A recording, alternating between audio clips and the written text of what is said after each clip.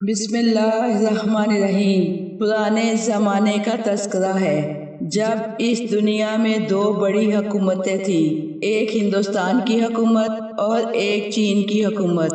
دونوں کی آبادی تقریباً برابر تھی، دونوں کا انتظام کرنا تقریباً برابر کا مسئلہ تھا، دونوں کی فوجیں تقریباً برابر تھیں، دونوں کے خزانے برابر تھے، دونوں کے وسائل برابر تھے۔ لیکن ہندوستان کا بادشاہ یہ دیکھ کر حیران ہو رہا تھا کہ ملک میں روز بروز بد امنی بڑھتی جا رہی ہے، غربت بڑھتی جا رہی ہے، پریشانیاں بڑھتی جا رہی ہیں، مصیبتوں میں اضافہ ہوتا جا رہا ہے، قسم قسم کی آفتیں آ رہی ہیں، قسم قسم کی بلائیں نازل ہو رہی ہیں۔ اور میرے پڑوس کا ملک چین، وہاں پر بھی اتنی ہی آبادی ہے، وہاں پر بھی ایسا ہی خزانہ ہے، وہاں پر بھی اتنی ہی فوج ہے، وہاں کا تقریباً اتنا ہی سلسلہ ہے، لیکن وہاں امن ہے، چین ہے، سکون ہے، لوگ خوشحال زندگی گزار رہے ہیں۔ تو ایک مرتبہ یہ حیران ہوا اور اپنے قاصد کو ایک خط دے کر شاہ چین کی طرف روانہ کیا۔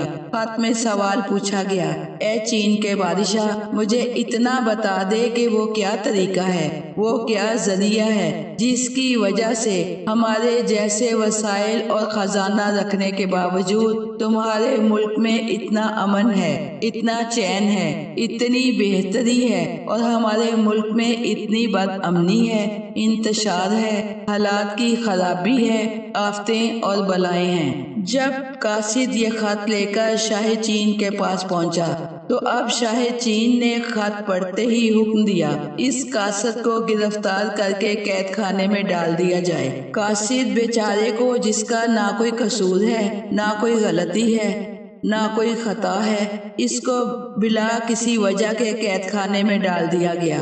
اب جو وہ قید خانے میں گیا تو اپنی قسمت پر رونے لگا اور فریاد کرتا ہے، مجھے اتنا تو بتاؤ کہ کتنے دنوں کی سزا ملی ہے۔ شاہ چین کی جانب سے جواب آیا، تیرے قید خانے کے سامنے جو ایک مضبوط اور بڑا سا درخت لگا ہوا نظر آ رہا ہے، جس دن یہ درخت ٹوٹ کر گر جائے گا، اس دن تجھے قید سے نجات ملے گی۔ انتہائی مضبوط درخت کے بظاہر اس کے گرنے کے کوئی آثار نہ تھے۔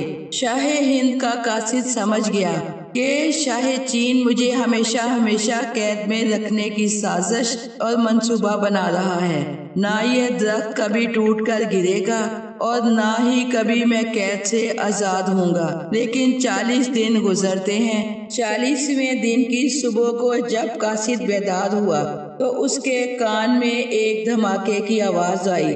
دوڑ کر قید خانے کی کھڑکی پر پہنچا تو عجب منظر دیکھا، وہ درخت زمین پر گرا ہوا دکھائی دے رہا ہے، نہ کوئی آندھی آئی، نہ کوئی آفت آئی، نہ کوئی سیلاب آیا، نہ کوئی بجلی اس پر گری، ایک مرتبہ درخت خود بخود گر پڑا۔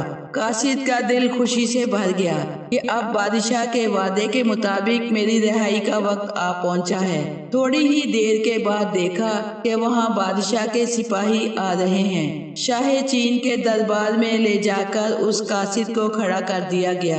شاہ چین نے کہا، تجھے رہائی مبارک ہو، اب اپنے بادشاہ کے پاس جا کر جو میں نے تجھے جواب دیا ہے وہی پہنچا دینا۔ تو قاصد حیران ہو کر سوال کرتا ہے، آپ نے کون سا جواب دیا ہے؟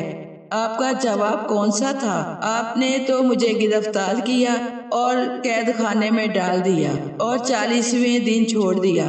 کہا، کیا تو نہیں سمجھا؟ اتنا بتا، جب میں نے تجھے قید خانے میں ڈالا تھا تو تیرے صبح و شام کس کام میں گزر رہے تھے؟